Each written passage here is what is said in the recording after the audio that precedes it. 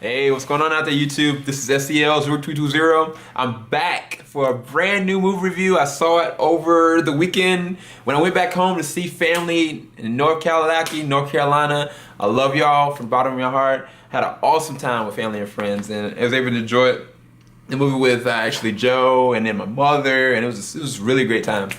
Anyway, for the review, starring Angelina Julie, Maleficent. So I had very low expectations of this movie coming into it. I'll be very honest and upfront about this, but I'm gonna go ahead and I'm not gonna reveal my thoughts about it until the very end. I'm just gonna break it down from what I've observed and what I've seen, and I'll talk about it from there. So off the gate, like I normally do, I talk about the look and the feel and the visual effects for this movie on top of the score. So I will say that I only looked at it in regular. I did not see it in 3D. I actually wish I had seen it in 3D because the visual effects, when you see the fairy tale creatures, or you see Maleficent, or you see like the things that she can do as far as magic, as far as flying, as far as taking like maybe a bird and making it evolve into a specific dragon. I mean, the visual effects were on point, but then there was a lot of shots that you see it's like a first person kind of perspective and how slow it moves. And so I can imagine how this would have looked in IMAX 3D. I think it would have been amazing. So I really wish I would have saw it in IMAX 3D, or if not 3D in general. But from what I saw as far as just the scope of the world that Maleficent as a character was living in, it was just amazing. And then even when she was like using a lot of her dark powers with the vines and stuff like that, it really wasn't too campy. It really wasn't, it didn't feel like these are inferior graphics. When I looked at, what was it? The Jack the Giant Killer. I thought that the visual effects for that looked so corny and so cheesy. Y'all might hate me for that. Y'all might love that. But for me, I really didn't like that at all. I thought that the visual effects for Noah compared to Jack, it was just like Noah blew it out of the park. Especially with some of the different characters that looked like for that.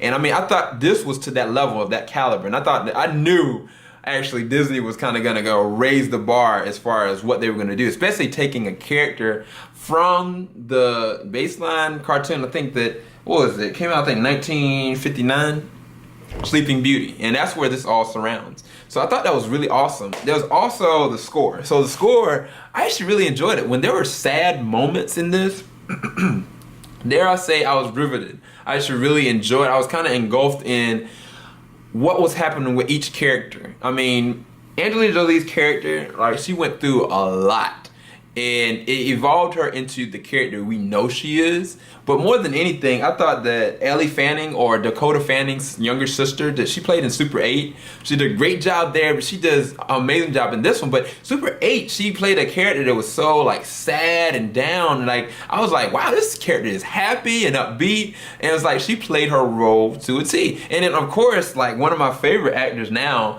I see how I pronounce his last name, it's Copley, but what was it? I think it's Sharto.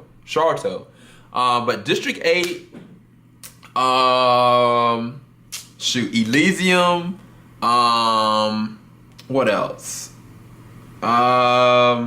So many different ones. He played Last in Old Boy. I haven't seen the Last Old Boy. I heard that his role in that was kind of campy, it wasn't good, but he is a great actor. And each character were going through their own trials of different things that was happening, and each one had their own kind of subtle score. And to me, honestly, Ellie Fanning's Sleeping Beauty and Maleficent, theirs were intertwined as far as a generational kind of thing, if that makes any sense. But you'll pick up on it when you actually go see it, if you haven't already seen it already. So I really love the score and the visuals for this. Actually, I'd probably give the visual effects and the score probably like about an 8.5. I want to say a 9, but there were a couple times where I was thinking, man, this would be awesome for an actual just song. And I mean, I know that Laura, what is her name? No, it's Lana Ray Riley. She had done a song that I heard the first teaser for it, and I was like, wow, if this plays during the opening of when she's kind of turning to the dark, it would be awesome. But the placement of it was not until the end of the credits, and it wasn't even like when the movie ended did it start. It was like a little bit later on, and I was like, that would have been perfect for either the ending or during the middle. But they didn't have that many songs that had a lot of like vocals to them or lyrics to them, which is okay. But I was like, whatever. So that's what I give for the visuals and score. So now breaking down the characters and actors. So of course, Angelina Jolie. I have to talk about this. Angelina Jolie, she defines this character, if I say that. Going back, I don't remember a lot of the cartoon. I'll be honest with y'all. I have to go back and look at it, and I might look at the movie again after I do that. But from what I remember this green-looking witch that had facial features that were kind of like, wow, she's actually pretty in shape, you know, but she's evil. And she goes back and forth from being like this evil kind of character, this like, how do you like justify what she's doing and stuff like that? But with the way that Angelina Jolie played the character that I remember, on top of like an empathetic character that has layers and that has a heart for people initially, and it's just so amazing to see how she just goes and gets broken down as a character. She's literally defined by the way that Angelina Jolie performed it. And there were times where when she played evil, oh my gosh. Like, I went back to, I think she was in Beowulf. She played the Golden Witch. And I was like, oof. But this is a whole different kind of level, because like she goes through an evolutionary process as a character. You empathize what she's going through. Like you are going through the first person view of her life. And so even the younger version of Maleficent and going on progression with Copley's character, who becomes the future like king, or Dakota Fanning's younger sister, Ellie Fanning, or Sleeping Beauty's father. Like, it's just an interesting evolution between Copley and Angelina Jolie, and it's so well done that they are the meat of the story. And even like the beginning, like how they introduced the telling of the tale. It was like, okay, you got an evil person or evil woman, and you got like a person that's of privilege, but at the same time has hardship, like how the balance is gonna, it's so well done how they do those two different characters. I will say that Copley in his acting in this one, it doesn't start getting rared up until towards the end. And you can see like the depths of his character, how messed up are certain things that are happening to him, like how he's dealing with them, you know what I'm saying? And it's the same thing for Angelina Jolie's character. I think the only one that really keeps a good peace is Ellie Fanning. And I mean, she does a really good job with her character. I really enjoyed her character. I really loved her character. Other characters, I guess, would be the little fairies. The three little fairies, I actually disliked them. I mean, I didn't dislike them in the sense of the acting, because their characters were meant to be what they are. I just didn't like the characters general, because like they were never mind. I don't want to spoil it. I'll spoil that towards the middle or the end of this. Matter of fact, I'll be on record right now saying at a certain point I'm gonna tell y'all spoilers are coming. Don't look at the rest of this. So at any rate, but I mean, their characters were okay, and they were played by Juno Temple, who, she's a great actor. They were played by Leslie Manville and Elmadia Stanton, and she's been in a lot of different things, but she did a great job of being kind of like the grandmother fairy of this whole group, and it was just a trip.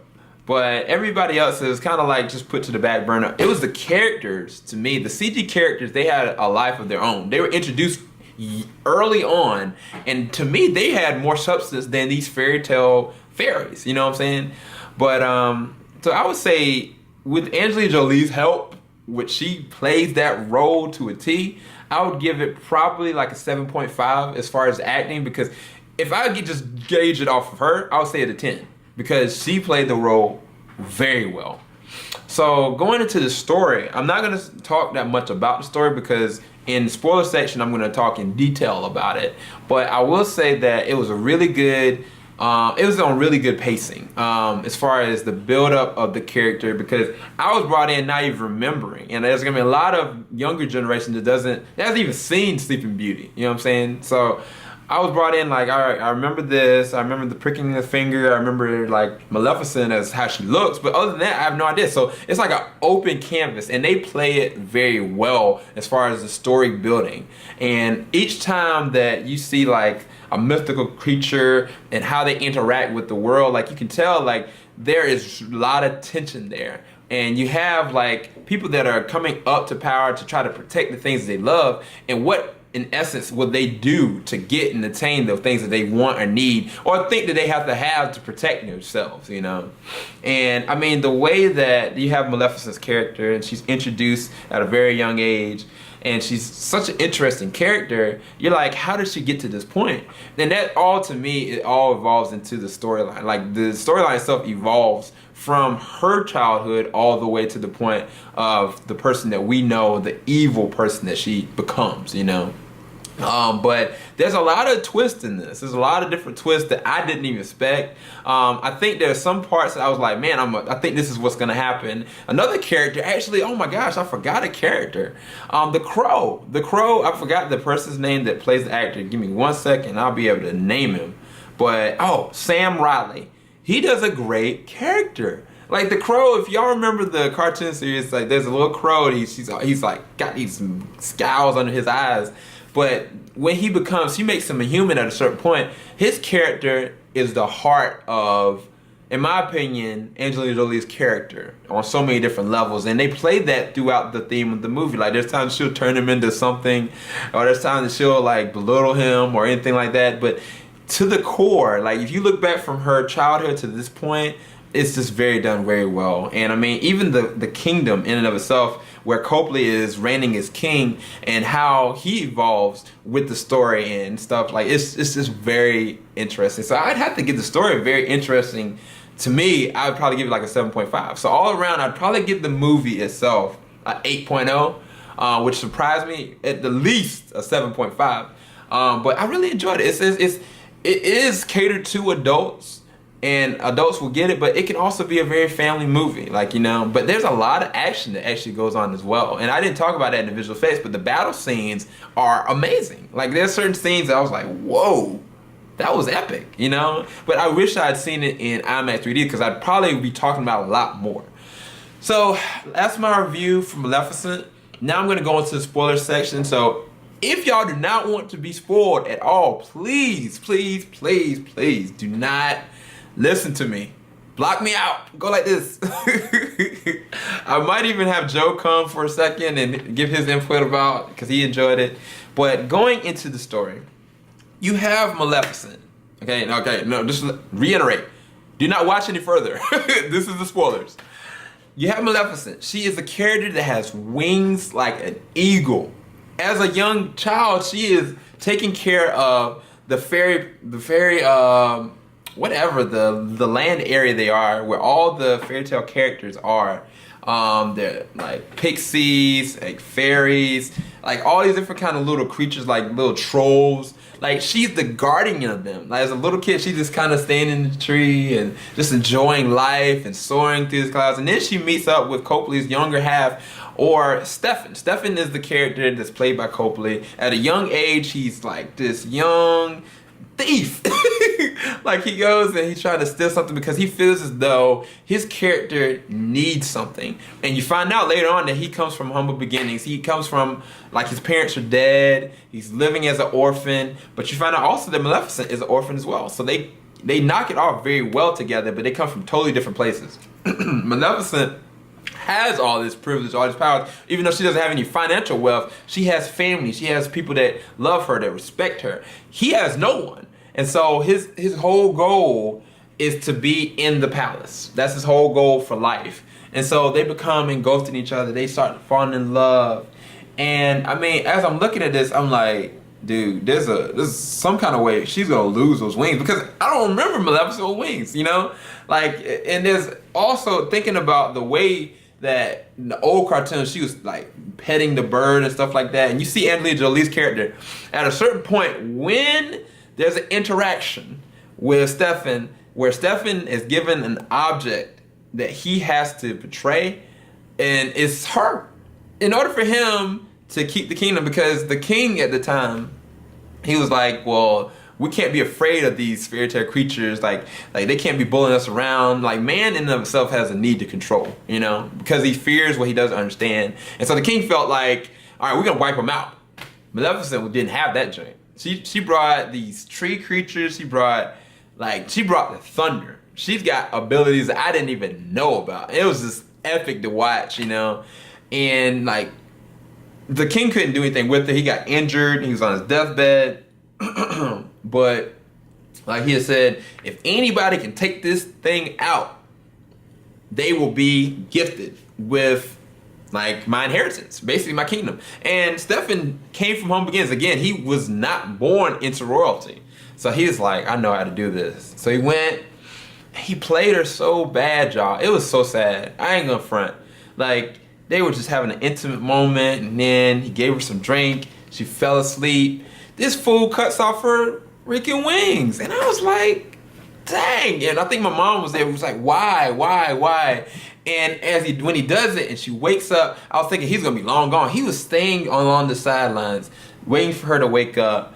And she just cries and she's just in pain, and she can barely even walk. She has to use a cane. That's the reason why she has that cane, is because she can barely walk, because she no longer has her wings to prop her up. And just the pain from it all bears down on her back. And so like he just stays there and just listens to her scream. And you can tell like he's feeling guilt, but he knows he's about to get his. And he gets the kingdom, he gets all these riches, he gets a wife, and she just grows into this darkness that it literally, everybody that she was protecting fear her, bow down before her. So as he's becoming king, she's becoming queen of everything.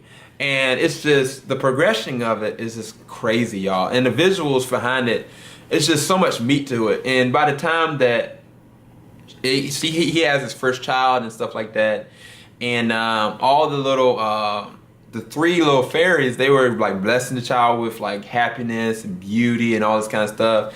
And she makes her debut. I was like, she's like, what did she say? I think the way she phrased it, she was like, oh, no, I have no ill will at all. I just want to partake of the blessings. And I said, what? I was like, she's about to kill the kid. She honestly could have killed all of them, but her goal was to make him feel pain. And the goal was, to me, it wasn't just that she wanted to make the girl sleep forever. It was out of vengeance, because he put her to sleep to take her wings, or to take her livelihood. So he wanted to take his inheritance and his child away, the same as that way she got taken out. And that was the whole sense behind her falling asleep. And that, I love that part of the story. But the fact that I didn't realize was at the point when she starts falling for the little girl. She starts guarding the little girl over the years, and she starts evolving back into the girl that she was. And just the way that Sleeping Beauty grows up, it literally is parallel to her. And it's just so beautiful to watch. But then to see like Stefan, when he's at Kingdom, he's begging her. He's like, please. He's like, I love to see you beg. He said, please don't kill my child. Don't do this, you know? And after the point that she does that, he begins his destiny into evil. Like, he knows that metal is the thing that can injure her, so he uses it and he refines it. He becomes so burdened with guilt and anger and fear that like he doesn't even witness or watch his wife, like when she's sick, die. Like by the time that Sleeping Beauty is back, like he doesn't even care. He locks her up. And it's just crazy how they have the whole same story, but the spin on it is just amazing. And the payoff, y'all. The payoff at the end fight, I was like, man, this is awesome. Like, it was straight Disney. It was like kind of a homage, nostalgic kind of moment, and just the end fight. But I really enjoyed it all the way to the very end. The only thing I said was that I wish that the score of like some of the vocal songs would have been within the movie. But all around, like, just the evolution of the character and how she was able to get her wings back, it was just a beautiful, touching kind of moment. You know, it could have ended a lot darker. I probably wouldn't have enjoyed it as much. It probably would have gotten more views and reviews. But in and of itself, this is a kid-catered movie, you know, and that's what you're kind of looking for meat of it. And I really enjoyed it. I mean, it was really good. It was really good. And that concludes basically all the spoilers I had. I thought I had a little bit more. But to keep this at 20 minutes tops, I'm going to go ahead and sign off. This is SCL020 signing out. Later, y'all. Peace.